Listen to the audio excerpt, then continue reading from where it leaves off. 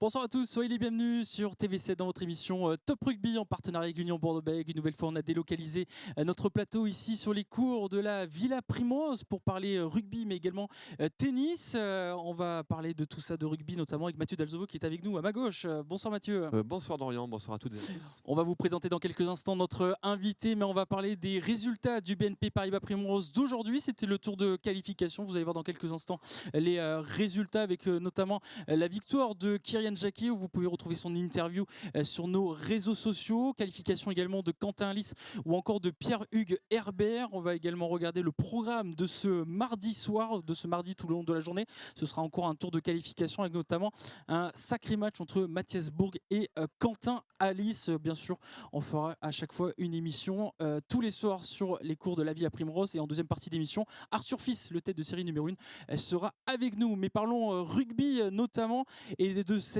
victoire en National 2, Mathieu, la victoire de Langon qui monte donc en National la saison prochaine. Et oui, grâce à notre confrère Antoine Mazer, on a quelques images de cette victoire. Un peu incroyable quand même, parce qu'on rappelle que le Stade Langonais est promu, a été champion de France de Fédéral 1, monte en National 2, et donc les promus en général, ils sont plutôt destinés à jouer le maintien. Et bien là, Langon, on en a beaucoup parlé avec le coprésident, Julien Perrault du Stade Langonais. Eh bien, Langon a déjoué tous les pronostics, il n'était pas favori sur les phases finales. Et bien, vous voyez la joie, effectivement. Donc, merci à Antoine Mazer qui était à Massy hier pour ces images de joie du Stade Langonais, qui est donc champion de France et qui monte aussi en national. Donc après, il y a d'autres... on va laisser la joie parce qu'il y a d'autres questions qui vont se poser avec les dirigeants sur le budget, bien sûr, pour exister en national. Mais on résiste pas quand même à ces belles images de joie, nous qui avons suivi de près le Stade Langonais. Donc bravo au Stade Langonais pour ce bel exploit. Un bel exploit pour le Stade Langonais. Parlons maintenant de l'Union Bordeaux-Bègles et du top 14 avec notre invité Louis Bilbarret qui est avec nous. Bonsoir Louis. Bonsoir. Merci d'être avec nous. Louis, avant de parler de ce match face à La Rochelle, pro tennisman, pas tennisman, est-ce que vous suivez un peu l'actu tennis? Je suis de loin de l'actualité du tennis, mais non, un petit peu Roland Garros, mais non, je suis pas beaucoup de tennis à vrai dire. Vous suivez d'autres sports peut-être? Est-ce qu'il y a d'autres sports qui vous passionnent en dehors du rugby ou Je suis un peu le foot quand c'est des belles affiches de Ligue des Champions ou la Coupe du Monde ou l'Euro, mais sinon non, je m'intéresse pas énormément à autre chose que le rugby. 100% rugby? C'est ça. C'est bien, Ça réussit 100%, plutôt bien d'ailleurs. Donc, c'est bien ce 100% rugby. Justement, en parlant de 100% rugby, on va faire le résumé de votre victoire face à La Rochelle. C'était samedi soir face à ce stade de Rochelet, 28 000 personnes une nouvelle fois à Chabannes-Delmas, Mathieu. Oui, le Stade Rochelet, un peu la bête noire, hein, effectivement, de l'Union Bordeaux-Bègles. Ça s'est plutôt bien passé pour l'Union Bordeaux-Bègles. Il faudra quand même attendre la 22e minute pour voir le premier essai de Boniface. Louis, vous revoyez les images, hein, vous étiez off aujourd'hui, je ne sais pas si vous avez revu les images d'ailleurs depuis, Louis, de cette victoire contre La Rochelle. Mais tout de suite, on vous a senti très en jambes avec le reste de l'équipe. Oui, c'est sûr que on voulait mettre beaucoup de rythme, on voulait faire courir les gros porteurs de balles Rochelet, donc je pense que c'est vraiment ce qu'on a réussi à faire. Et puis voilà, donc à la fin ça nous sourit, donc on est évidemment très content. Les faire courir, mais aussi les défier. Il faut rendre hommage aussi aux avants de l'Union Bordeaux-Bègles parce qu'en face, c'est le Stade Rochelet. Alors c'est vrai que c'est quand même une référence au niveau du paquet d'avant. Vos avants aussi ont su répondre présent, ont su défier aussi les avants Rochelet, notamment dans le jeu au sol et dans les impacts aussi. C'est sûr que oui, c'était un gros défi pour toute l'équipe de répondre aux défis physiques qui allaient être imposés par les Rochelais et d'autant plus pour les avants, il y avait vraiment un gros match pour eux et je pense qu'ils ont vraiment répondu présent, que ce soit en maul, mêlée ou alors sur les zones de combat comme les rugs. Donc c'est sûr que on leur tire tous un gros coup du chapeau. On a vu le deuxième essai de Yoram Moefana, ça va faire 12-0. Alors là, il y aura l'interception de Leeds, c'est un petit peu le seul rayon de soleil Rochelet dans cette soirée difficile pour eux à Chaban. Vous pouvez revenir quand même, vous avez les cannes pour revenir, vous faites le plus dur, mais derrière ça va suivre quand même pour les Rochelais. C'est pas Leeds qui marque d'ailleurs, c'est le numéro 9 de mémoire.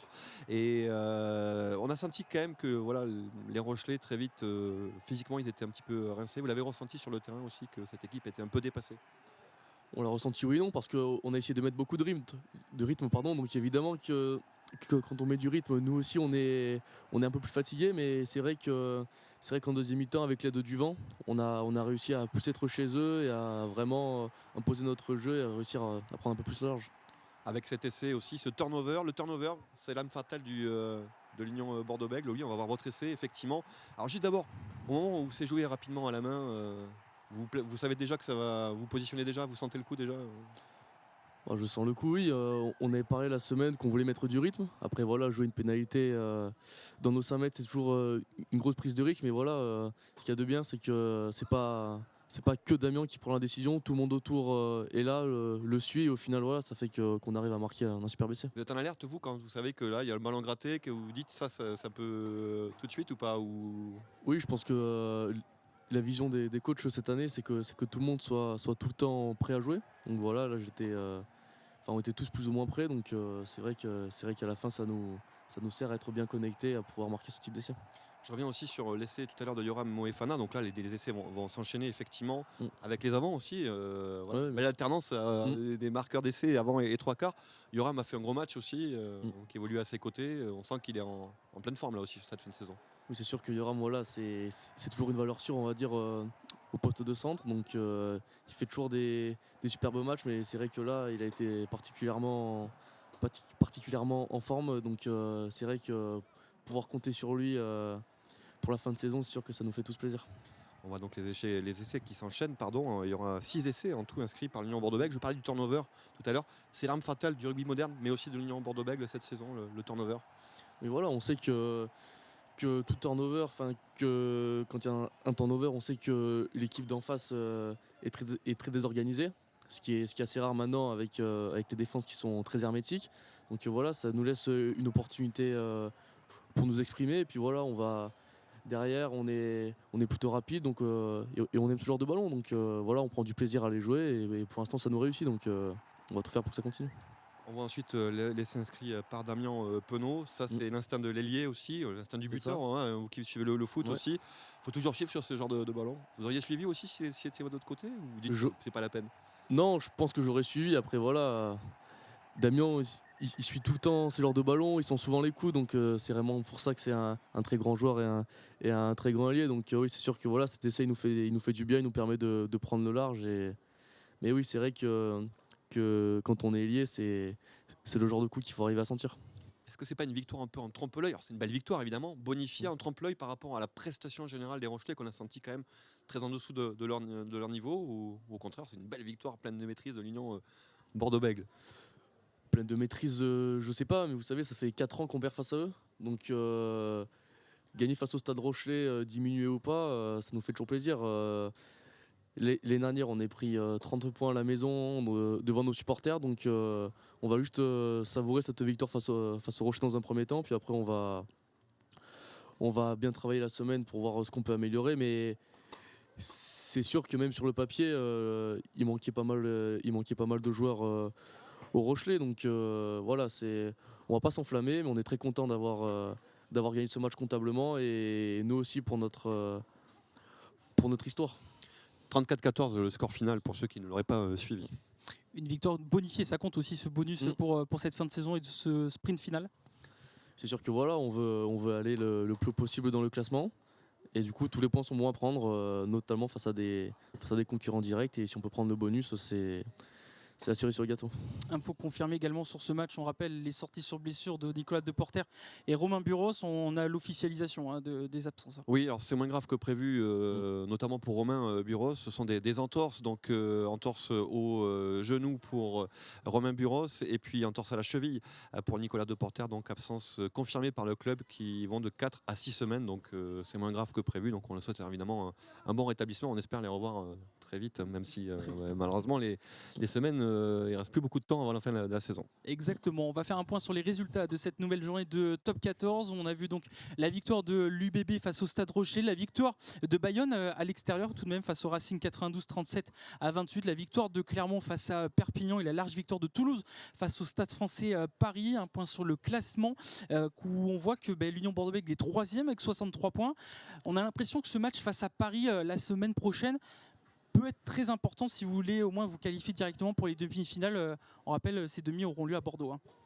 Oui, c'est sûr que voilà, Paris était largement devant il y a quelques temps et ces quelques contre-performances peuvent nous laisser une petite chance. Après voilà, ça va être un gros match là-bas.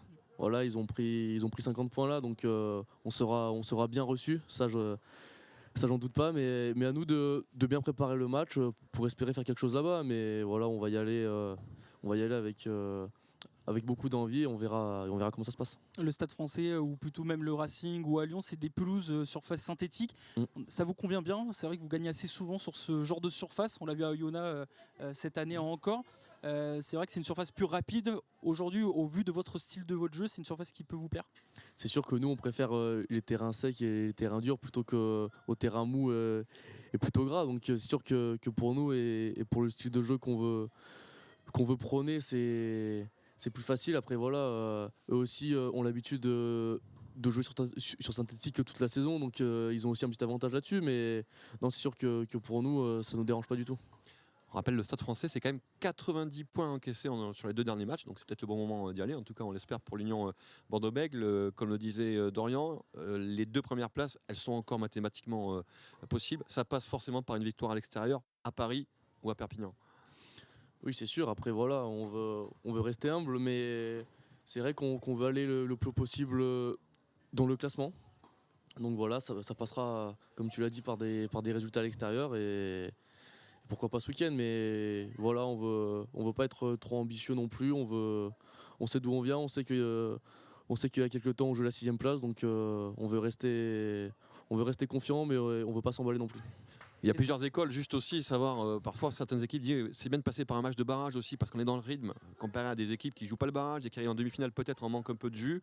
Nous on a joué les barrages, je vois que vous n'êtes pas d'accord, c'est quand même mieux de se qualifier directement, non? Ouais, je suis pas d'accord. Je pense que l'année dernière, on a perdu beaucoup de jus, notamment sur le match à Lyon. On avait perdu Yandré Marais, on avait perdu des joueurs. Donc, et forcément, sur ces matchs-là, comme les demi-finales, plus on est frais, mieux c'est aussi.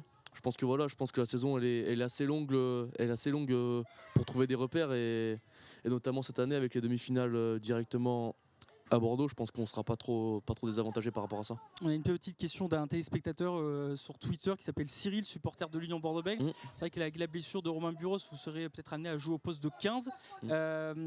Comment vous l'appréhendez un petit peu ce poste-là? C'est un poste qu'on a vu face à La Rochelle, vous l'avez utilisé en fin de match, vous avez déjà joué à ce poste-là. C'est différent du poste d'ailier?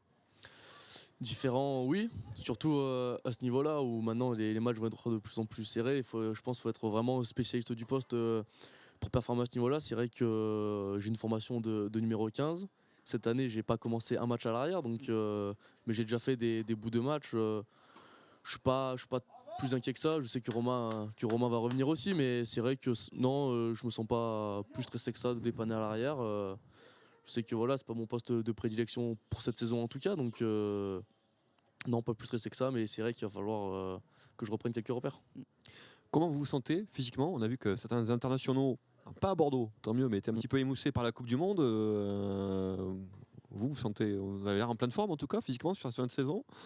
Oui, voilà, on a eu la chance, je sais pas, mais d'avoir une petite semaine de repos il y a pas si longtemps que ça, donc ça a permis de recharger les batteries. Après, physiquement, oui, la saison commence à être longue, mais là, c'est vraiment la partie de saison qui est la plus stimulante qui arrive. Donc on est tous à bloc pour pouvoir être à fond sur la fin de saison. On a également une autre question d'un téléspectateur concernant votre défense. On a vu beaucoup d'améliorations sur ce secteur-là de votre côté. Est-ce qu'il y a un effet peut-être de votre nouvel entraîneur des arrières, Noël, Romain Buros ou d'autres joueurs de votre ligne de 3/4 disaient que cet entraîneur vous a beaucoup apporté? Qu'est-ce qui vous a apporté, vous, personnellement? Alors Noël est plutôt coach de l'attaque, donc c'est sûr qu'il nous apporte toute sa science du jeu. Il a un côté très carré, un côté irlandais d'ailleurs. Il est irlandais, donc tout s'explique. Non, mais il a une vision du jeu qu'on partage totalement. Donc c'est sûr que ça nous aide à nous exprimer sur le terrain. Et voilà. Et pour la défense, c'est plus Christophe Lossu que cette année. Après, on a une défense différente par rapport à l'année dernière aussi, donc je sais pas, peut-être que c'est pour ça qu'on a l'impression que je suis meilleur en défense, donc non, je sais pas. C'est une amélioration en tout cas. En tout cas, oui. Louis, si on remonte un peu le temps, il y a un an, je sais pas si vous attendiez peut-être à faire la Coupe du Monde, donc vous étiez dans les petits papiers, vous êtes appelé par Fabien Galtier, il y a la Coupe du Monde, tout s'enchaîne.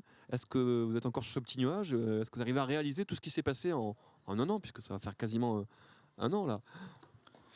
Non, c'est vrai qu'à cette période-là, je m'attendais plutôt à partir avec le U20 en Coupe du Monde. Après voilà, j'ai eu l'opportunité de faire la Coupe du Monde.